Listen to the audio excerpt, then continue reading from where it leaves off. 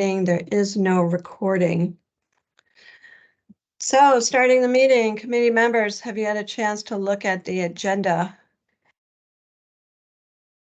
And I can share that with folks.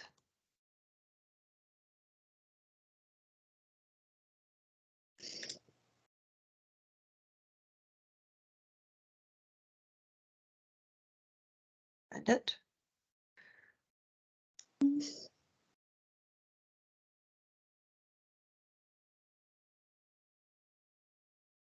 A very simple agenda to approve the meeting minutes, to review the draft with the comments from department commissioners, which was not a lot. Also potentially to review the public comments link and what to do about future public comments and the method to submit the report to the legislature.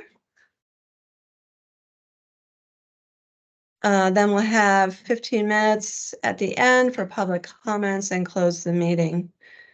And the report should be submitted to the legislature by 12:15, if not the end of the day today. So, calling the meeting open. Has everyone been able to review the meeting minutes? Yes, and I would move approval of the minutes for the November 14th meeting. And I'll second that. Do all members agree for the meeting minutes? See any edits or anything? Does everyone approve? Say aye or shake your head. Aye. Aye. Aye. Any nays? All right, the meeting minutes have been approved. They will go up online after the meeting. So we'll jump into the working draft. Again, if you could view this in Word, and I'll stop sharing. That would be much more helpful because that way we could be sure we're on the same page. So I see Sarah's in there, Hannah's. I see Chris, you're in there, Eric. Everyone's in there. Great. Okay, so we're just Kim, gonna. can I just double check since there have been multiple. I'm looking at the one that now has it says draft for commissioners in red with a strike through. Yes, Yeah. that's Okay, correct. thank you. Yep. So what I did when we did receive any edits from commissioners or departments or divisions, I kept the main strikes or edits in there so everyone can see where it was changed. I did not keep the grammatical edits striked and just accepted those. So we can just review the report, and please interrupt me if you have any questions, concerns, or edits. So we'll just go page to page, starting at page 1 of 39. So table of comments is pretty solid. Thank you, Olin, for putting those together. And I'm just going to go to page 4, which is the executive summary.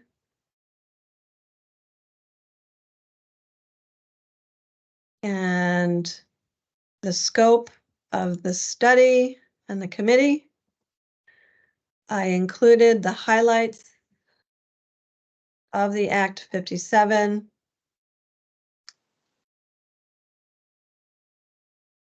The study committee member and affiliations. So just keep scrolling down unless you have a question. Overview of study committee meetings and discussions. So really that's just putting the link in so people can refer to the web page because the web page really outlines all of those meetings. I was not going to describe each meeting because I think that would be a moot point An overview of the statute, Title 10, Chapter 50. We agreed that we should keep it in there because some legislators would read this rather than going to the link. So in that are the definitions from the Aquatic Nuisance Control Statute, and then specifically Section 1453, which is the Aquatic Nuisance Control Program, and then 1455, which is the Aquatic Nuisance Control Permit. So continuing to scroll down, I also included the Aquatic Species Rapid Response General Permits. We're on page 5, because that is part of the permitting aspect of the statute.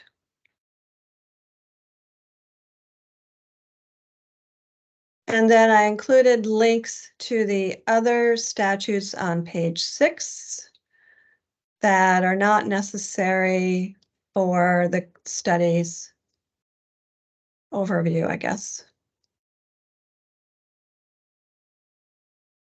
Okay, and now we get into the mandates from the Act 57. Highlights the summary of pesticides, chemicals other than pesticides, and biological controls used in Vermont lakes and ponds from the year 2000 to 2023.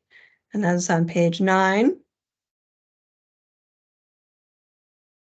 So I believe I discussed this last 2 weeks ago, that I included a very thorough overview of the Aquatic Nuisance Control Program and its formal inception in 1982. Although the program did exist, prior to that, it wasn't formally a program. And so I talk about some generalizations between the AIS program and the Aquatic Nuisance Control Program, and then I dive into how the pesticides were utilized in the early 2000s. And I included the table, page 10, about the techniques, the applicability, the potential for proper implementation, reliability, and the impediments. I thought that was helpful to have a graphic that explained the different techniques that could be used for aquatic invasives nuisance control management. Even though some of those are not used in Vermont, I thought it was helpful to have. And then continuing to scroll down, I explained each of the techniques that is used in Vermont or has been used in Vermont, and potentially some of the challenges, the pros and cons of those particular techniques. I describe how herbicides are used as a last resort technique to control and manage infestations. That should just be actually ANC. I'm changing that, ANS, aquatic nuisance species infestations, because it includes lamprey. So the table then describes the techniques and their estimated costs.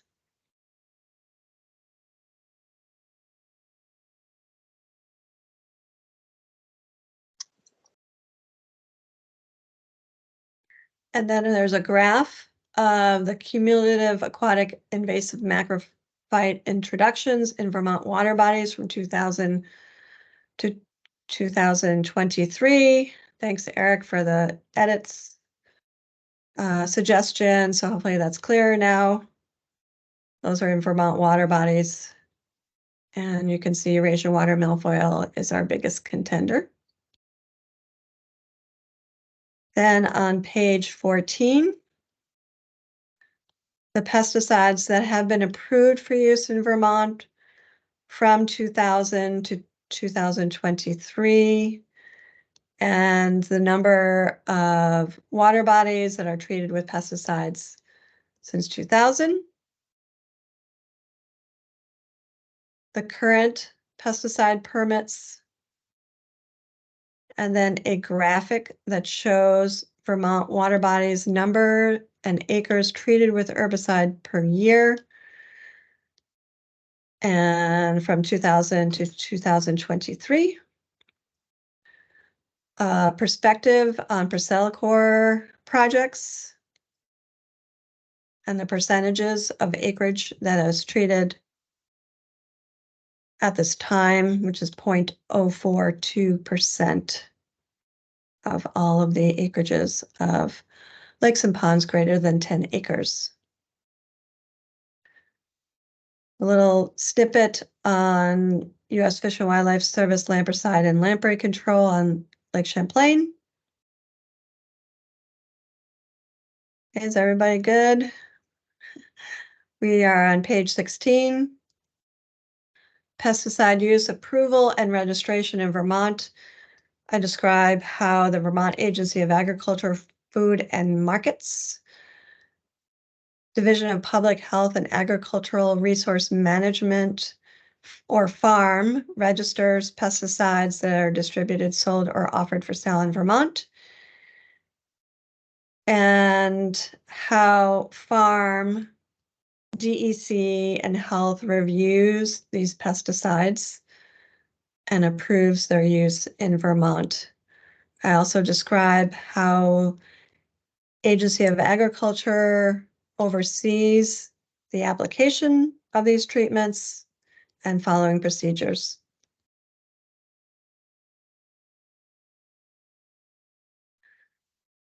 On page 17, the current practice for evaluating the acceptable use of pesticides in Vermont waters.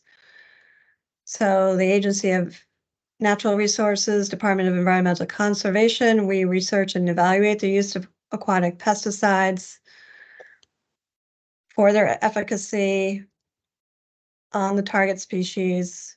We do a lot of research, talk to other state partners throughout the country on the long-term control management projects and how they could be used in Vermont water bodies.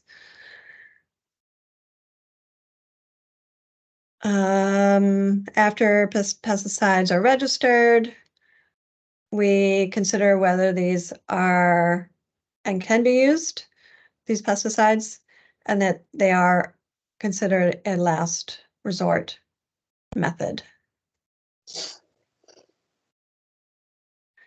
Then we go into the types of aquatic nuisance control pesticides approved for use in Vermont since 2000 on page 18. So we talk about Sonar, Renovate, Percelicore, which is the only herbicide that's used at this time, TFM, and Balucide that is used for sea lamprey control. I'll also mention, which is interesting, I did not put it in this report, but these are also used in drinking water supplies to treat mussels. Interesting side note. Chemicals other than pesticides, such as pond dyes, copper-based algicides, aluminum sulfate, and sodium almonate or alum, how they are or not used. The biological controls, so the milfoil weevils are the only biological control that has been permitted and used. Unfortunately, that is not a sustainable technique or practice because there's no one that is raising these species, and they also get predated upon by lepomis species pretty quickly when they're introduced. Then we go into the non-chemical controls on page 22. Talk about hand pulling, benthic barriers, diver assisted or operated suction harvesting, hydro raking, mechanical harvesting, and structural controls. So we go into the pros and cons of those.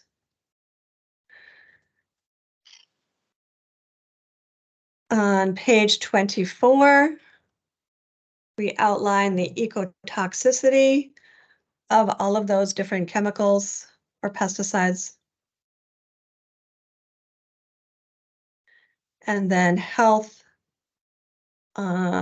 page 26, goes into the public health toxicology studies for those same pesticides.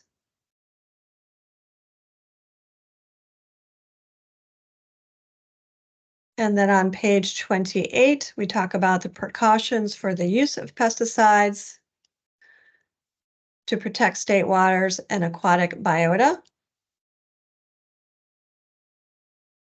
And we outline how we have an aquatic nuisance control individual permit internal review procedure that all of the divisions, departments, so on, can and are able to review and comment on pesticides applications and permits. So Fish and Wildlife, the Wetlands Program, the Rivers Program, the Monitoring Assessment Program, Drinking Water, all have the ability to review the permit applications and comment on the permit applications. We then go into ANC permit for pesticide precautions. So I'm on page 30. And in the permit themselves, the secretary, I should say, has placed permit conditions and protections for pesticides. And the most recent permit has a very long list of conditions that must be met for the permit to be utilized effectively to make sure that there are protections for non-target species and the non-target environment. And it's also noted, I believe, somewhere in this text, that any suggestions or recommendations that we receive from our partners in the internal review procedure are included in any new conditions as well. On page 30, the limitations on the use of pesticides. So what limits do we have for those? At this time, there's only been 2 denials for aquatic nuisance control permits. One is still in draft, and one was for a private pond. On page 31, we talk about the recommendations for additional precautions. And the committee members found that the precautions that are in place are adequate in protecting state waters and in protecting fish, reptiles, amphibians, and other aquatic biota. We then talk about the standards for the approval of the use of pesticides. So we have standards in place already. And we also continue to study and research any impacts on non-targets and put those in conditions when necessary with input from the divisions and the ANC individual permit internal review procedure. So we outline what those present standards are.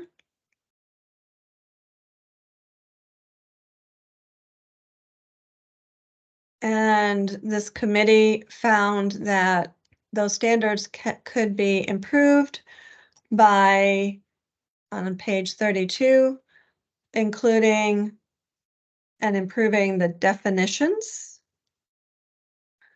So if you have this open where you can see comments, you can see the Secretary of the Agency of Natural Resources did comment on some of these, just really the more grammatical changes than anything.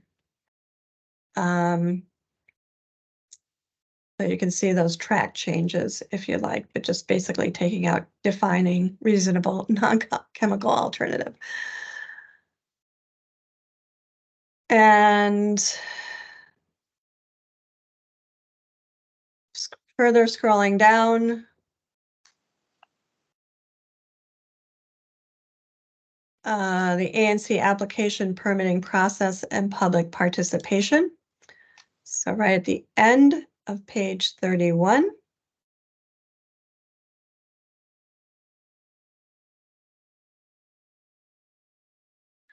So we discussed this a couple times in the past 2 meetings, how we have an environmental notice board bulletin, that serves as the public-facing online system for members of the community to be informed of and provide their input on permit applications, drafts, and decisions. And these notifications already go out to municipalities. The committee members found that we need to improve the procedures.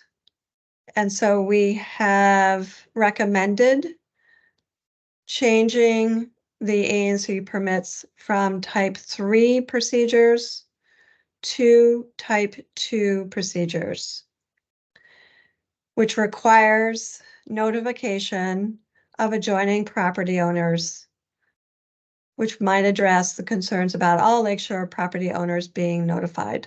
So now I'm on page 36. Last week, we discussed whether those procedures should be type 1, which has an added level of responsibility for the agency to send out press releases. There was some back and forth about that. It would be an administrative burden and costly.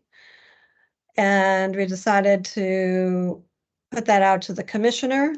The commissioner feels that the Environmental Notice Board is the public-facing platform and that DEC should not have to send out additional press releases. And he recommends that we improve how ENB notifications about permit applications, draft decisions, and final decisions are provided to local municipalities. So we recommend providing education and outreach about ENB, and that is through web pages and social media platforms and so on and so forth to get the information out. But having another level, administrative level for us to send out press releases, the commissioner felt that it was too burdensome to do when the information is already out there. So we just need to improve how the public is aware about the environmental notice bulletin. So since this is kind of an addition, I wanted to see what the committee members thought about that. So I'm pausing.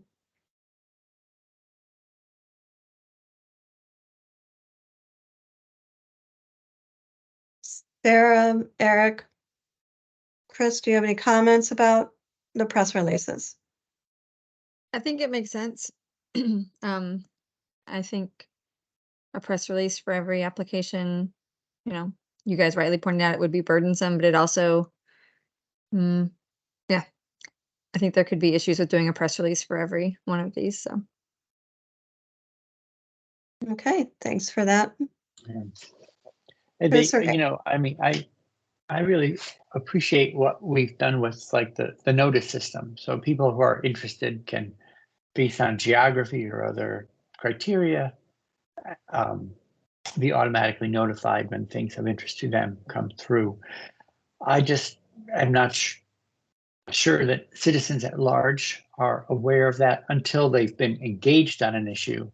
And then once they've been through it, then they say, oh, I should stay on the, on the bulletin system. But my concern would be for people who have no prior exposure, that they won't know enough to be aware of what's being posted, even though it's I think a really helpful system, and it's done a lot to provide for a very rational way of people following, but they have to know enough to be in the system. And that's my only concern about not having a press release, which generally goes out to, it reaches a different audience. Mm-hmm. Yeah, thanks for that comment. Yeah, I think it would be quite burdensome for our 2 full-time staff person, which has many other charges, to be responsible for that. And I think that if we can better make municipalities aware of the environmental notice bulletin and how to provide that information to the constituents, that would be an easier solution for us. Right. I mean, maybe I'm just, or whatever. I don't want to try to solve this while we're here. I can see both sides of it. So what's interesting, what you're just saying, for instance, if it turned out that every municipality had someone who was already registered, then at least you would know that you're pushing it down to the municipal government, and they often have bulletin boards in the outside the select board office, whatever, in the town office. And maybe that would help, if not entirely, address the citizens who don't know category of things. Mm-hmm. I have to think that where any of this stuff has come up once, there are already motivated and engaged citizens who would follow, but Right. still, and there's no perfect notification system for any of our work. That's right. Yeah, I think it's just again an administrative burden, and how getting the word out to people is hard on all fronts. Kim, I don't know how your department, or if your department ever uses Front Porch Forum, but occasionally our communications office, I don't know the mechanics. I don't know what it takes to publish a statewide post. I know it's possible. So that could be something that you could, maybe talk with your folks about, is maybe one Front Porch Forum post that sort of explains the E&B system. Like if Aquatic Nuisance, or however you want to phrase it, is something that you want to be on your radar, you need to go to this board to find. So that might be a way that the system could be communicated to a wider audience without doing sort of a press release for every occasion. Yeah, that's a good idea. So we could send out, like, I think we have to do almost a campaign, an education campaign or a marketing campaign for E&B. So that's probably going to be our winter project, if not next winter's project. But then once that information is up, then we can make that available to Front Porch Forum and other social media sites too. That's a great idea. Okay, thank you.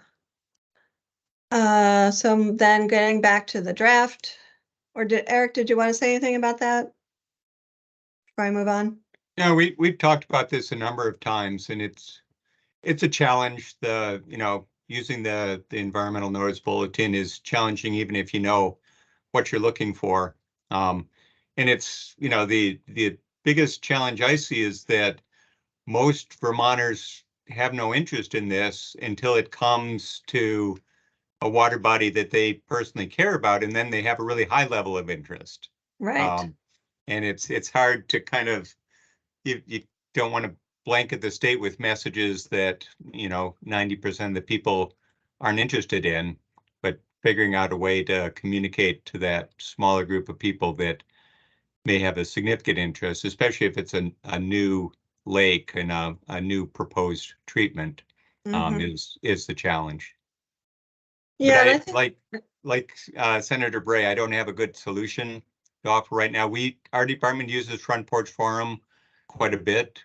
To do a statewide post, you have to pay for it, but we feel that it's a good way to reach Vermonters, so we do use Front Porch Forum. yeah, that's a good thing to use. And I think for these types of projects, they can also be politically charged. So, we want to make sure that whatever we put out is informational and helpful rather than, dividing the message a little bit. And social media certainly can do that. Okay, so on page 33, we talk about who can apply for A&C permits for pesticides. And the committee members made a recommendation to continue allowing one person to apply for A&C permits if it's on their property. And then recommending requiring that a municipality, state agency, or federal agency be included as the applicant or a co-applicant for the use of pesticide in a public water body. I also just wanted to note that applicant could be the state, the Department of Environmental Conservation for water bodies that may be a new infestation where they may not be a lake association or municipality that would be so interested or concerned about a new infestation. So just kind of making people aware that DEC could be a co-applicant as we are a state agent. Proposed A&C application and permitting process amendments. So this is just a wrap up of what we just discussed. A&C permits for pesticides are subject to type 2 procedures. Improve how information about E&B notifications are provided. The co-applicant requirement. And we're also going to create a agency policy that establishes criteria for lake association defined in statute. So we're going to develop criteria that would help identify a lake association. So that's not a statutory change, it's an internal policy change.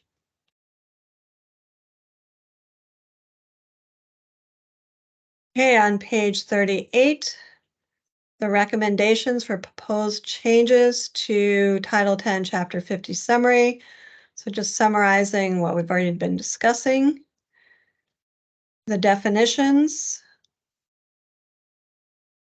type 2 procedures, and the co-applicant status.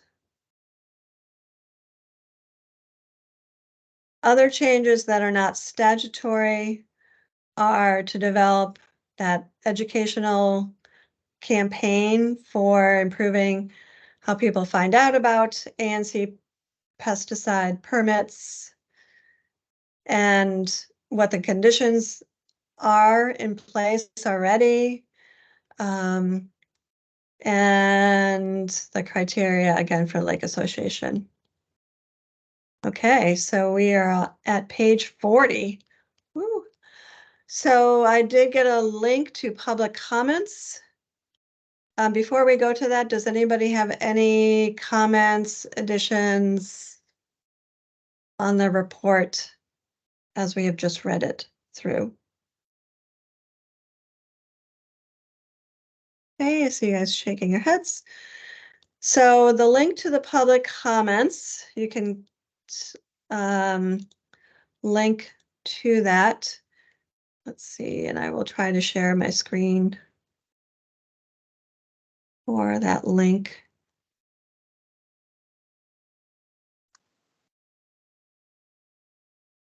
So after some deliberation between myself and others in the Department of Environmental Conservation, and Sarah, thank you, and others, I decided to list these comments and redact the names and the contact information in the comments.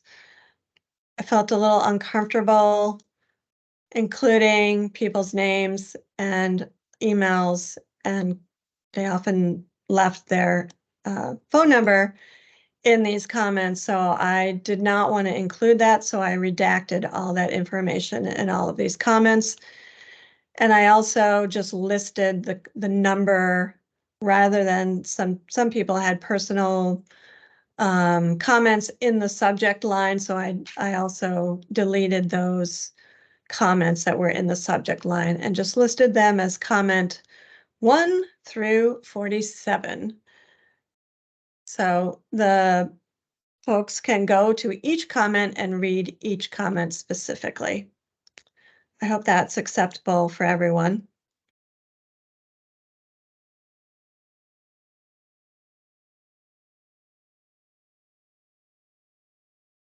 And what are the most recent comments you received? Is it the November 17th?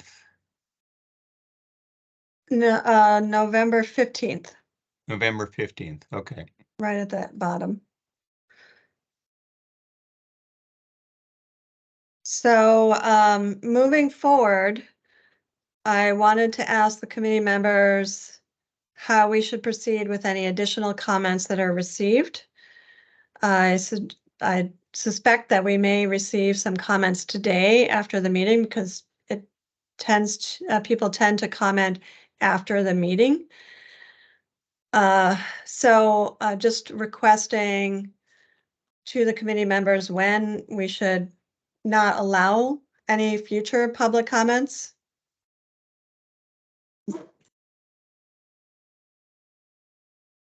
Well, I guess I feel like our work was supposed to conclude with a report on the 15th.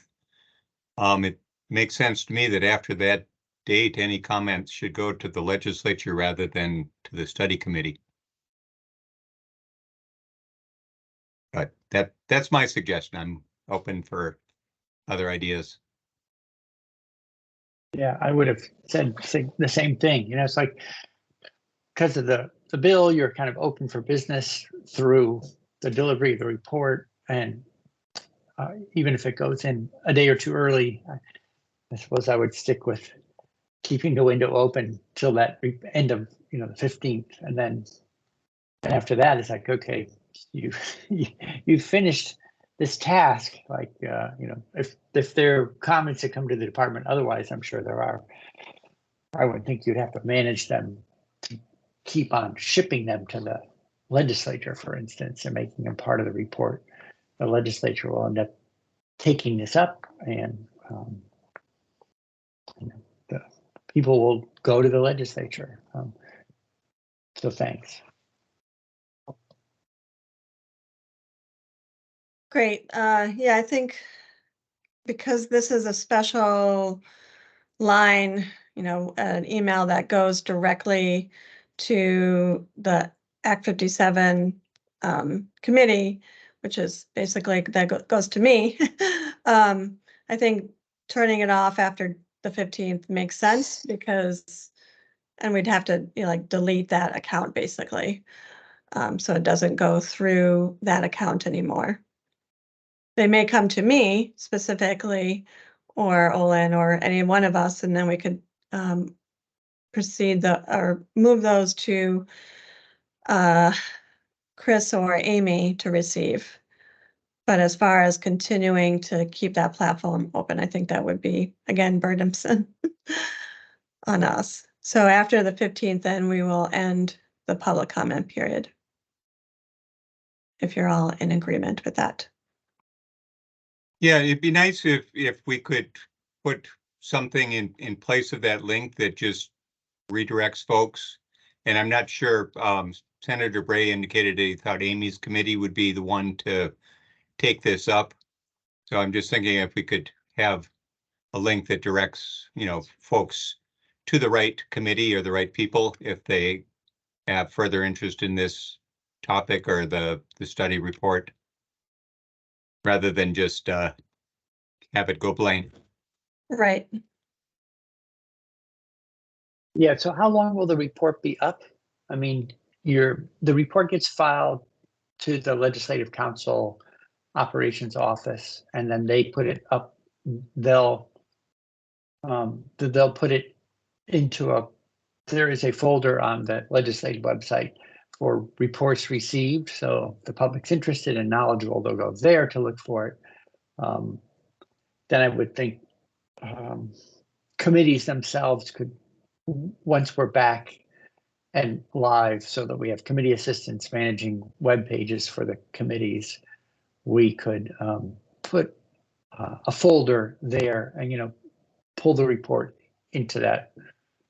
But yeah, there's nothing deader than a dead link when you go to a website. But how long will A&R keep it up? I mean, we'll be Well, there we'll keep a this year from now. I think we'll keep this page open. And we could keep it open permanently. I don't Yeah, foresee yeah. that you have to take it down Right. for any reason.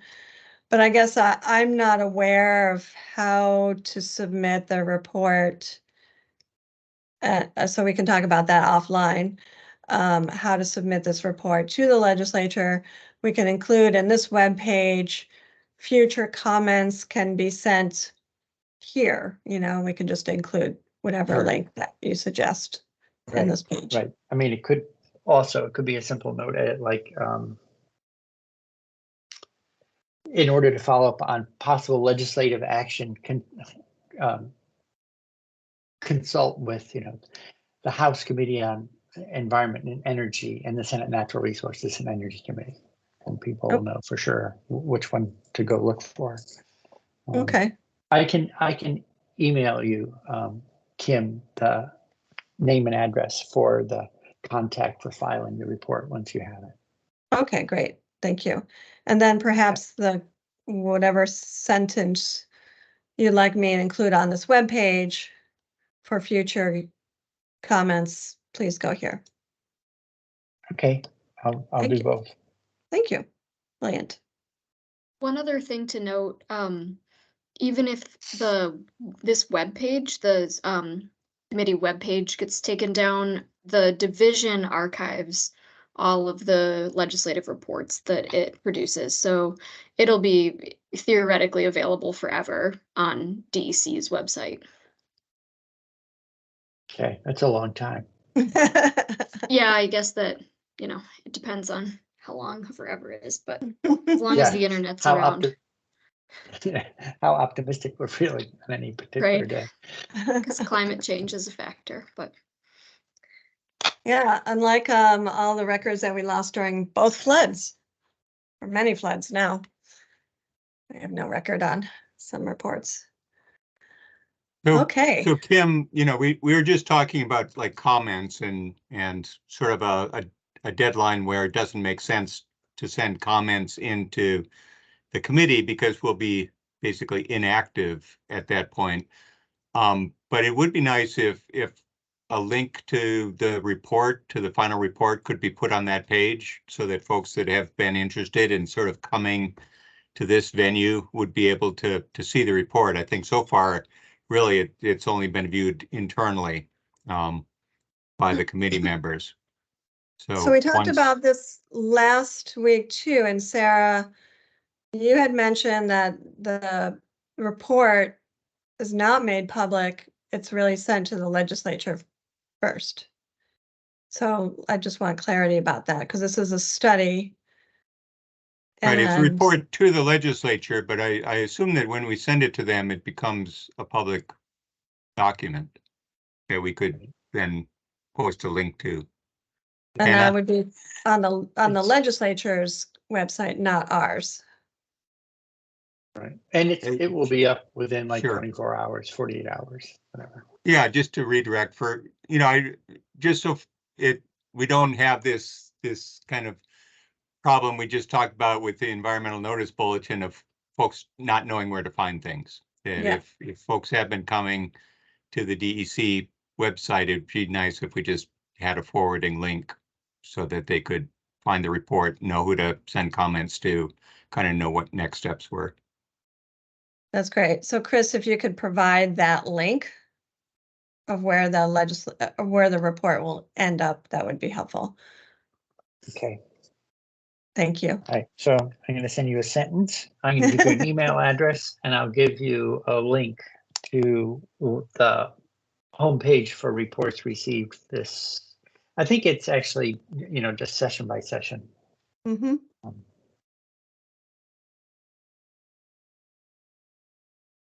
And I just wanted to add to, as the person that's currently reviewing all of the permits, I am currently receiving a lot of questions about permits that are currently in the process of being built and applied for. I know U.S. Fish and Wildlife is currently writing applications, and I know that we have 4 or 5 lake associations that are working on permits now for this upcoming season. So I think with that as well, it might be helpful to have this report posted whenever it is. I know all of the lake associations are waiting patiently for December 15th to happen, so that this report is made public. It might be helpful for us to post this on the Aquatic Nuisance Control permitting website, if this group feels that that's okay. That way I can say, hey, here's what our report looks like. These are the recommendations we're making. As you're building your applications, these may be things to consider. That's just again, mine. that's if our commissioner feels that it's appropriate to do so. I don't want to overstep what the commissioner may or may want on the DEC page. So if it can be made a link to the legislative report, then that would, I think, be in the best method for us. Sarah, did you have anything to comment about that? Oh, you kind of I lost power, Mm. so I missed Mm. part of it. So if you have a question, maybe just direct it to me. So in your past, when you did and were involved in studies and committees such as this, I think you mentioned last time that those reports go to the legislature and generally they're not made public by the agency. It's really a legislative public document, not an agency public document. I think the ones that the health department has been charged with, I think that we keep them on our website. I think we have a section of our website called rules and reports, possibly. Yeah, is that the question you were asking, whether yeah, so in this case, we were not, as just part of a committee, I don't think we would post it on our website, but if it was a, health department report, we usually keep those on our website for people to refer to. Mm-hmm. Yeah, so this is not a Department of Environmental Conservation report. But since it is quite specific to your program, it may, I mean, like you said, it's up to your web folks who decide what goes on the website, if it's helpful. I mean, if it's something that people want, I mean, it's a public document, so there's no reason to not post it. If it helps people to find it, having it right there on your page, not make people go to different pages. Hannah, do you see any challenges, legalities or otherwise? No, Okay. it is a public doc. I mean, once it's submitted, it's a public document, and we have the agency is, as one of the participants in this committee, a custodian of the document. So if someone requested it from us, we'd produce it anyways. Mhm. I don't think there's an issue with providing the link directly on our website once it's been provided to the committees of jurisdiction. Yeah, great. Okay, so we are going to provide a link from the webpage, the Act 57 webpage, to the legislative report. Great. And Chris, you'll send me all that information. Yeah, a sentence the email contact and the URL for the legislative reports page for this biennium. Great, thank you. Brilliant. Okay. I believe that was all of our agenda items. Also, I just wanted to make sure that it was okay that I redacted the public information. I didn't ask the committee members about that. Everyone shaking their head, okay. So I will continue to redact the information that comes in. I feel like I'll get a lot today, and look forward to moving on to other responsibilities in my program. Yeah. I have a quick question. It's probably for Hannah. So, you know, in the legislature, if you write to the legislature, you're creating a public document, whatever we get for emails, comments, testimony, all that stuff. What's the, I don't know, the standard or something like that for A&R? If someone writes you a letter expressing concern over something going on, an environmental exposure or something like that, is that per se a public document if they write to Secretary Moore or something like that? Yes. Yeah, okay. So pretty much the same thing. If you're writing to government, you're creating a public document. Mm-hmm. Yes. Okay. I think health could be an exception. If someone writes in with specific health information, then we would have to keep some of that private. Oh, sure. Right. Yeah. Right, there are exemptions for records that must be produced under the Public Records Act. But generally speaking, any comment that you submit to a public agency is a public record. Right. So while Kim's sort of carefully redacting stuff, ordinarily, you don't have any obligation to do that. There's no obligation to redact contact information on comments that are submitted, no. Okay. Yeah, again, I felt that I'm not sure if the public was aware that the information that they were providing the committee members would be made public. So that's why I redacted the information. I can go back and list all those public comments with the information because I kept two separate sets of documents. So I can certainly include that, all that public information, not redacted, if the members feel that that's appropriate to do so.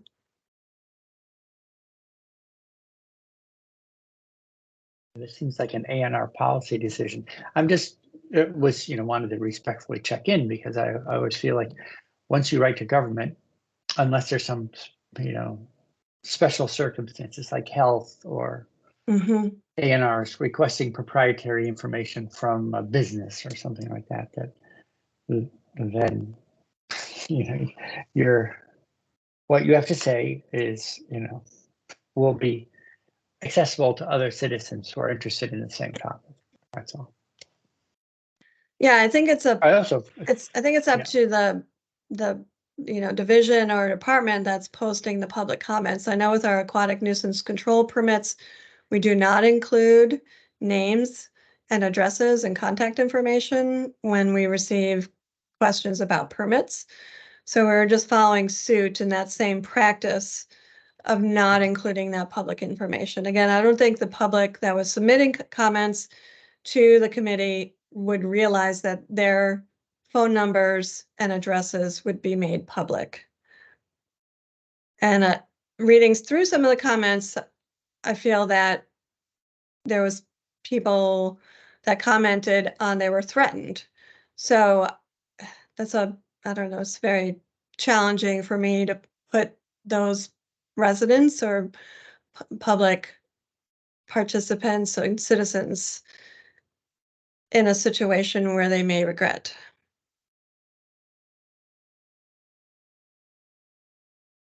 Yeah, I So get it. I can see it both I am not a ways. lawyer. So So I'm not offering any legal advice, but, you know, just as a committee member, I think, you know, what's of substance that we want to relay on to the legislature is the content of the emails. When we take public comment on fish and wildlife rules, we ask people to state their name and their town of residence. But as far as like phone numbers, home addresses, that sort of stuff, that we don't ask for. So I'm fine with you redacting it. If at some point it becomes an issue and folks want to do a public records request to get, you know, the full information from the emails, we can deal with that when it comes. But I think it's, yeah, it's respectful of you to say, oh, we want to send you comments, but if you didn't know that this was a public record, we'll hold off on sharing your address and personal phone numbers for now. I think that's fine. Okay. Yeah, I just to chime in, Eric, you're correct. If we got a separate public records request, we would have to deal with that. I think that in the agency creating a new document, essentially, which is what Kim's doing by collating these comments, yes, it's appropriate to redact email contact information if that's the policy decision the committee makes. There's no legal reason not to do that. But those comments are a public record, and it's correct that if someone were to request the full slate of comments, we would have to address that as it came in. Mhm. Thanks for that clarification, Hannah. Okay, so Yeah, it seems Yeah, like, so I was oh, go just, ahead, Chris. I was inquiring, I wasn't criticizing, you know, I just wanted to understand. I'm very oriented to, you know, just trying to understand the rules of the road because everyone's very sensitive to, you know, we all want to do the right thing, and they vary depending on where you're operating. So I was mostly asking so I understand better. Helpful to know. All right, so we will proceed with the redaction, public comments. I will add any that come in until the 15th, close of business day. I will note that on the webpage as well, that the DEC A&R Lakes will not be receiving any more of those comments. If you do want to submit to DEC, you can do so, or to the House committee. And you're going to send me that, Chris. Okay. Thank you. Does anybody have any other comments about the report, where it's going?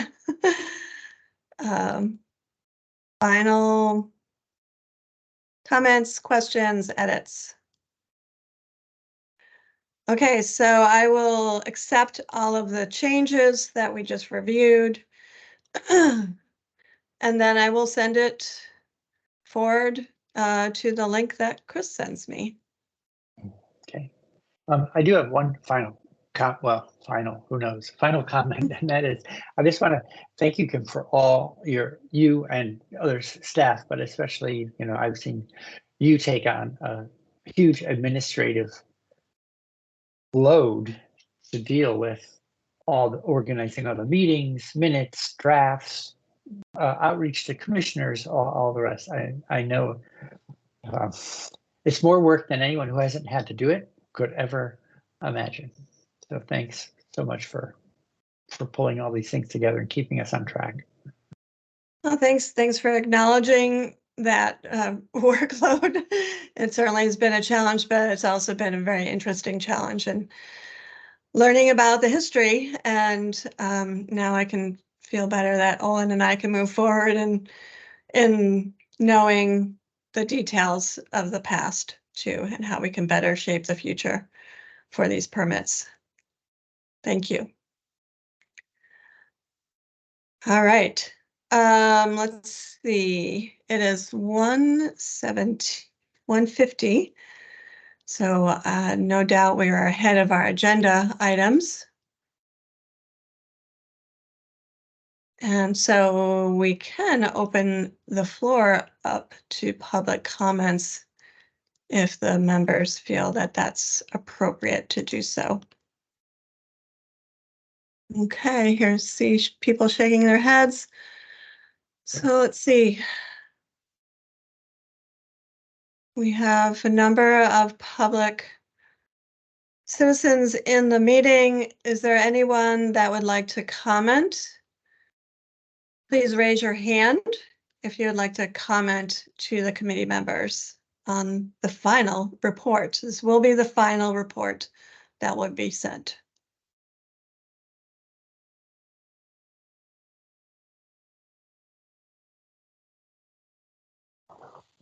Hi, Jared. Would you like to address the committee members?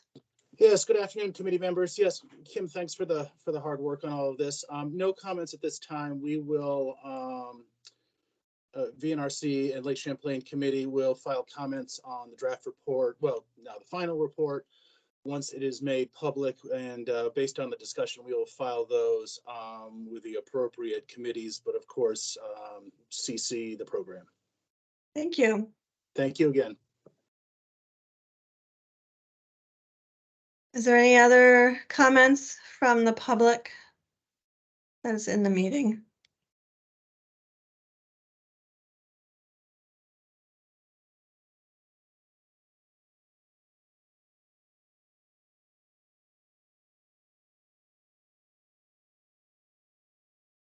Okay, it's pretty, oh, John. John, you can unmute and address the committee members, please. Can you hear me now? Yes. Okay, great. Where can the public read the final report? So that's what we're just discussing. The link will be made available on the DEC webpage to the legislative report. Okay, thank you. Sorry for missing that. That's okay. Thank you. Anyone else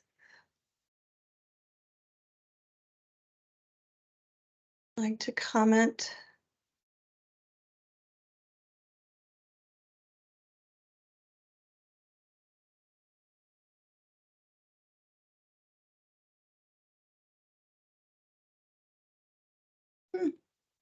Okay, I've seen no other folks raising their hands. So if it's okay with the committee members, I'd like to adjourn this meeting. And actually, before I do so, I want to thank all of you committee members too for helping out and for showing up every 2 weeks or so and commenting and really diving in. So I really appreciate your help as well. So thank you for doing so, and with holidays and such in between all of that. So thanks so much for your help. Thank you, So- Kim. Thanks for Thanks, everyone. sharing. Thank you.